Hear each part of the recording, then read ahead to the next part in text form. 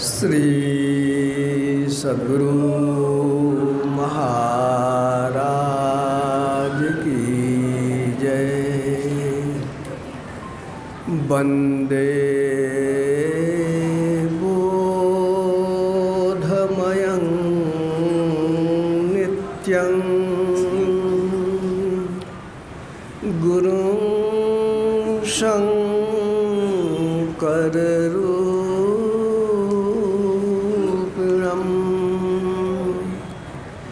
यमाश्रितो हि वक्रोऽपि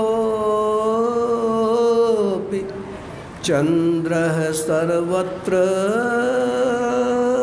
वन्द्यते।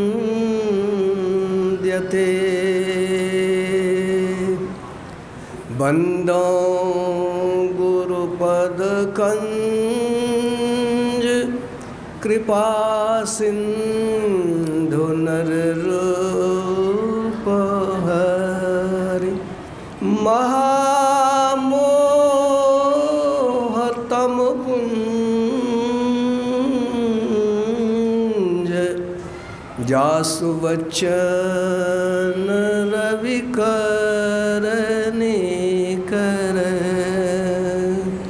श्री सद्गुरु महाराज की जय। एक बार जोर लगाई, बोलिए श्री सद्गुरु महाराज की जय। त्रैकाल सतत स्मरणीय अनंत श्री विभूषित परमाराध्य श्री सद्गुरु महाराज के त्रैलोक पावन पाद पद्मों में कोटिशः नमन। सद्गुरुदेव के प्यारे पट्ट शिष्य ब्रह्मलीन महर्षि संतसेवी परमहंस जी महाराज के चरण कमलों में उनके पुण्यतिथि पर बारंबार नमन।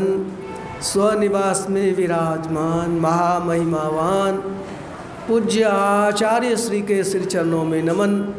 मंचासीन पूज्य गुरुजन मुद्मंगलमय तीर्थों को पावन करने वाले वंदनीय महात्मागण, धर्म प्रेमी सज्जन वृंद, साधक वृंद, धर्मशीला देवियों, हम लोग आज पूज्य महर्षि संतसेवी परमहंस देव जी महाराज के परिनिर्वाण दिवस को भी मना रहे हैं और ध्यान साधना का अंतिम सत्र है, वह भी रविवासरीय सत्संग भी, तीनों का त्रिवेणी संगम भी है। स्मरण करते हैं जब पूज्य बाबा का तो बहुत सारी बातें नज़र के सामने नाचने लगती है। थोड़ी सी चर्चा मैं करूं। पूज्य बाबा का यानी पूज्य हुजूर श्री महर्षि संतसेवी परमहंस देव जी का शरीर कभी मोटाया नहीं जब तक गुरु महाराज रहे। गुरु महाराज रहे तो दुबले पतले रहे, उनके बाद उनका शरीर फूला। ये उनकी सेवा की तत्परता के कारण कितनी संलग्नता रहती थी और गुरु महाराज भी उतना ही ख्याल करते थे। अपने जली रोटी खा लिए सो हो गया, लेकिन इनके लिए बेदाना का रस चाहिए, फल चाहिए, क्योंकि प्रवचन को लिखना साधारण नहीं। गुरु महाराज बोलते जाते थे और ये लिखते जाते थे, कलम बद्ध करते जाते थे। जो आज हम लोग सत्संग सुधा सागर में या शांति संदेश में जो कुछ पाते हैं सो उनकी मेहनत का फल है। मुझे स्मरण आ रहा है कि राजगीर में जब अखिल भारतीय समाप्त हो गया तो ट्रेन पर चढ़ना था और पूज्य श्रीधर बाबा विष्णुकांत बाबा के साथ मैं था, तो उसी डिब्बे में उनको भी आना था। तो आसन मैंने लगा दिया। पीछे पूज्य संतसेवी जी महाराज आए हैं तो उसके पहले चर्चा कर रहे थे, पंडित जी और श्रीधर बाबा कर रहे थे, सब काम तो ठीक है लेकिन रात की ड्यूटी तो बड़ा गड़बड़ है। रात में कभी पुकार दिए संत सेवी जी तो फिर नहीं की बात नहीं है, तुरंत उत्तर आ जाता था।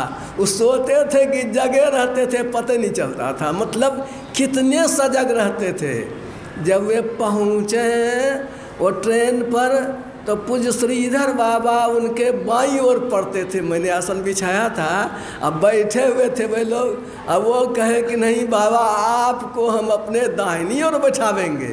बाबा कहे ट्रेन में नाव में नहीं लगता है ये सब। वो कहे कि कुछ नहीं बाबा आपको दाहिनी ओर आना है, और उनको दाहिनी ओर करके ही बैठे।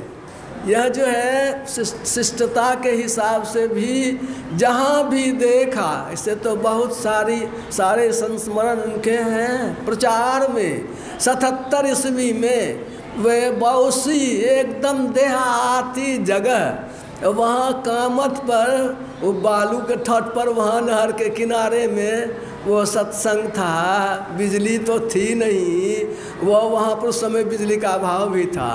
अब पंखा जरूरी था। पूज्य गुरु महाराज को, पूज्य संत सेवी बाबा को, मेरा 2 भाई था मेरे साथ में, एक को मैंने बैठा दिया गुरु महाराज के पास पंखा लेकर के, एक तो पूज्य संत सेवी बाबा के पास में। उस स्थिति में वो गर्मी का मौसम है, बढ़िया सा घर नहीं है। आज भी हम लोग साधारण साधक सब, प्रचारक सब नहीं जा पाता है, वैसे में वे प्रचार किए। पूज्य संपादक बाबा के यहाँ हम लोग थे बैठे हुए, पूज्य संत सेवी बाबा थे। बाद की बात मुझे भी स्मरण आया, वो जो सुना रहे थे कि 1965 ईस्वी में मुंगेर के कष्टहरनी घाट पर अखिल भारतीय के बाद वो समय में आलमनगर में हुआ था जिला वार्षिक। वहाँ से गाड़ी बैल पर धुरिया कलासन आना था। मैं भी पीछे पीछे गाड़ी बैल पर पैदल आ रहा था, मैट्रिक की परीक्षा दे चुका था। तो उसमें वो जो वर्णन कर रहे थे ठीक वही कि गुरु महाराज के ज़माने में चलना पड़ता था गाड़ी बैल पर। गाड़ी में बैल को गर्दन पर जुआ रहता है, दबा रहे, गठरी मोटरी आगे में रखी जाती थी। गठरी मोटरी के पीछे में थोड़ा दाब हो गया, पहलवान बैठता था गाड़ी हाँकने वाला, उसके पीछे बैठते थे गुरु महाराज, और उसके पीछे फिर रहती थी गठरी मोटरी, और उसके पीछे वो घोघिल्ला जिसको हम लोग बोलते थे, टप्पर बोलते हैं देहाती भाषा में, उसी में पीछे बैठते थे पूज्य संत सेवी परमहंस जी महाराज। और वो अपने कह रहे थे सड़कें उस ज़माने की कच्ची सड़कें, ऊंचा नीचा लबडब करते हुए टप्पर का थप्पड़ खाते हुए चलना पड़ता था। टप्पर कभी दायां कभी बायां मारे ठोकर। तो इस तरह से भोजन रेडीमेड, नदी में स्नान होता था, चूरा और रेडीमेड भोजन, चूरा दही। जब तक में दही पर चीनी पड़ता तब तक में बालू समय बहुत होता था नदी किनारे में, हवा बहती थी, देहाती चीनी पड़ जाता था।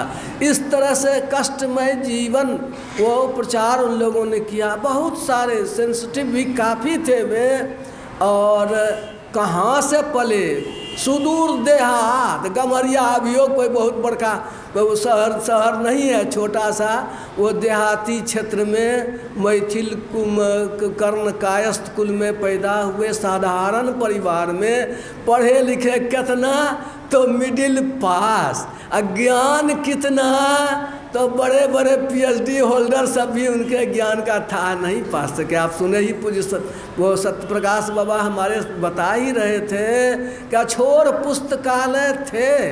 1957 ईस्वी में पूज्य श्रीधर बाबा को, इनको दोनों को भेजना था साधु सम्मेलन में। तो गुरु महाराज ने कहा बिना गिरवा लिए बाबा जी का आदर नहीं होता है पश्चिम में, दोनों को गिरवा देकर गुरु महाराज भेजे। और ये लोग जो वहाँ बोले तो सब लोग ऐसे मंत्र मुग्ध हो गए। पूज्य श्रीधर बाबा को साधु समाज का बड़ा जो है पदाधिकारी बना दिए वहाँ पर। वहाँ से लौट करके जब आए तो गुरु महाराज ने कहा यही कीजिएगा, तो यहाँ से रिजनेशन लिख करके भेज दिए।